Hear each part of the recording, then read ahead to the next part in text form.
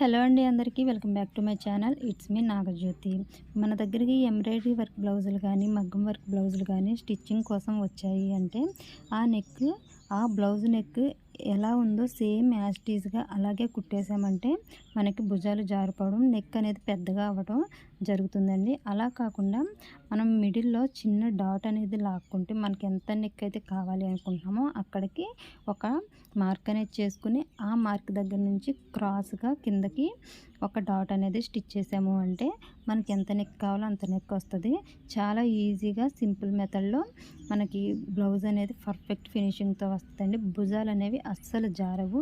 ఈ విషయం ఎవరికైనా తెలియని వాళ్ళు ఉంటే వాళ్ళకి షేర్ చేయండి. ఈ ట్రిక్ గురించి మీలో ఎంతమందికి తెలుసు కామెంట్ చేయండి. ఈ వీడియో మీకు నచ్చితే లైక్ చేయండి, షేర్ చేయండి, సబ్స్క్రైబ్ చేసుకోండి. Thank you for watching.